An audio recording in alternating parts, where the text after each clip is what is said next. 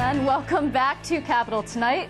So for those of you who are looking forward to the lazy, hazy days of summer when lawmakers head home in hopes of getting a break from New York's notorious political drama, well, you people are simply out of luck. This summer has actually yielded more than its fair share of intrigue and scandal. It has provided plenty of fodder for conversation with my next guests, and you know them quite well by now, actually. They are the reporters of the Roundtable, the revered journalists who roam the halls of the Capitol and traverse the campaign trail.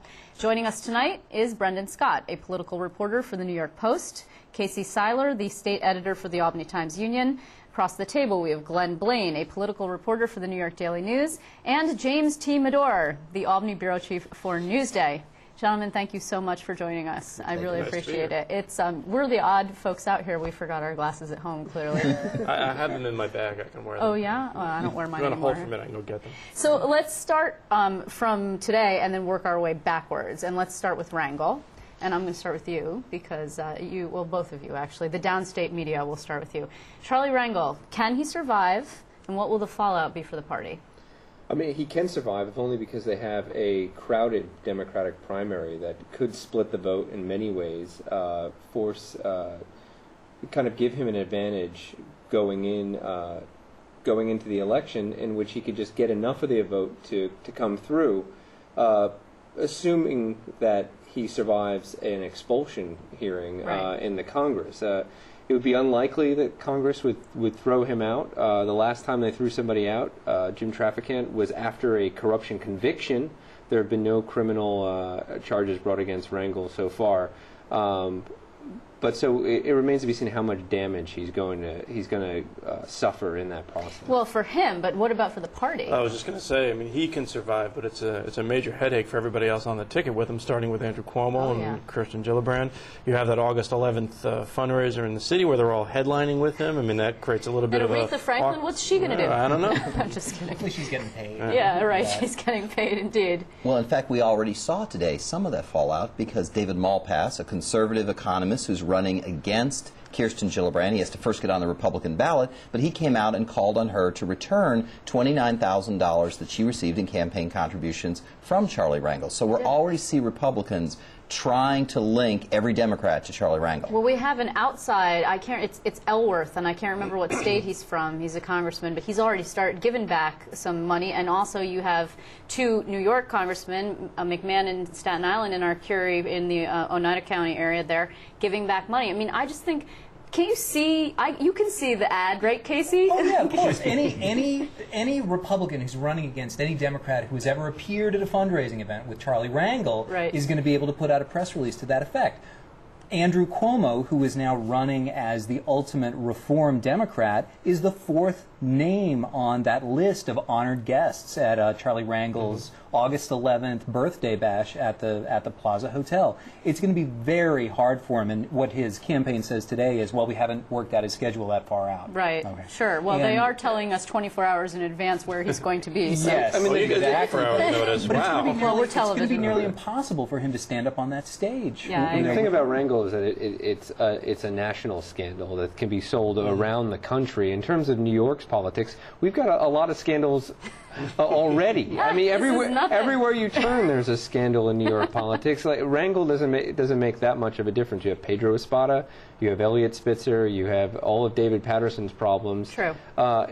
It's hard to see how this could be this could push things over the edge. Well, actually, as it turns out, Elworth, I'm told by Little Birdie, is from Indiana.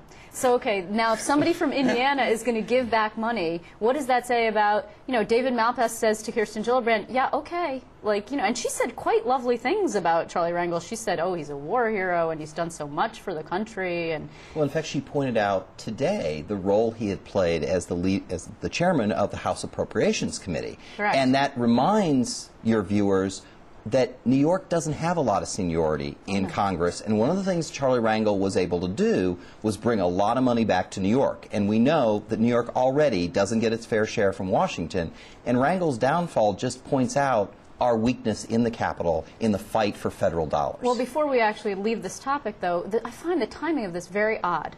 I mean, 8 weeks before the primary, they've been investigating the guy for 2 years. I mean, why now? Does anybody want to take a stab at it? Because I don't get it. It's bad for everyone. Brendan. I mean, it's hard to say. We're, being in Albany every day, I don't know the machinations in Washington as well as I would up here.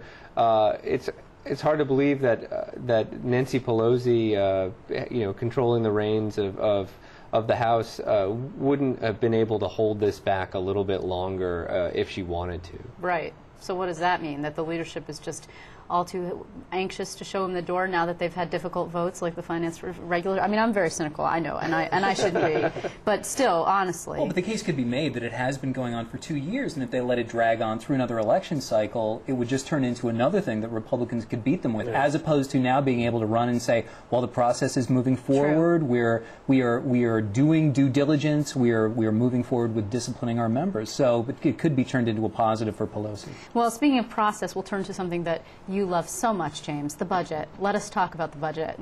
Okay, the budget. Well, sorry. I thought one of the interesting things this week, actually, was the interview you had with the budget director, Robert Megna, where he backed away from statements he had made earlier in the week, where he said earlier in the week, well, layoffs are the next step. And when you interviewed him, he said, well, once we figure out how many people are taking the early retirement incentive, you said, well, then layoffs must be the next step. And he said, no, there are other things we could do to reach $250 million in savings toward the $9.2 billion deficit. Which is really nothing. I mean, $250 million is a lot of money. But in a $130 billion budget, $250 million to be, fighting over that. I mean, the FMAP money is a bigger problem. Right, and it seems very clear after action in Congress on extending unemployment benefits, and there was not the FMAP money in that legislation, it seems more unlikely that New York will get the $1 billion that all the legislative leaders and the governor have been counting on to help balance the budget. So when they come back on Wednesday, one of the key issues is going to be passing a revenue bill and finding a way of dealing with a new $1 billion hole in the deficit. But those are the two items that are on the governor's agenda. Right. And the Senate response, of course, said, oh, yes, we're looking forward to negotiating a deal. Can't wait to get back with you. We can't get back. Well, it's so great to be in Albany again. We hear it's hot. But then, of course, we also want to deal with SUNY CUNY tuition, and we, of course, need to do something about property tax reform, neither of which were mentioned in the governor's statement. The Senate also said, oh, we see this as a sign that the governor is ready to negotiate. Negotiate is a word that never turns up. No, the governor said he's not negotiating. Right, he said that a number of times. Multiple times, that he's not negotiating with the legislature. To me, this whole layoff debate really just points to the shaky ground that the entire budget seems to be built on. You have the budget director talking about 4 months into the fiscal year how we're going to make up $250 million in savings that they intended to start saving back in April, when in fact they've already banked $500 million in workforce savings, according to Tom DiNapoli's analysis of the budget. They've doubled that number, and they still haven't even started making any plans to get to the first number. Beyond that, they have $300 million in aqueduct VLT money that hasn't materialized or hasn't shown any potential of materializing, and then the FMAP.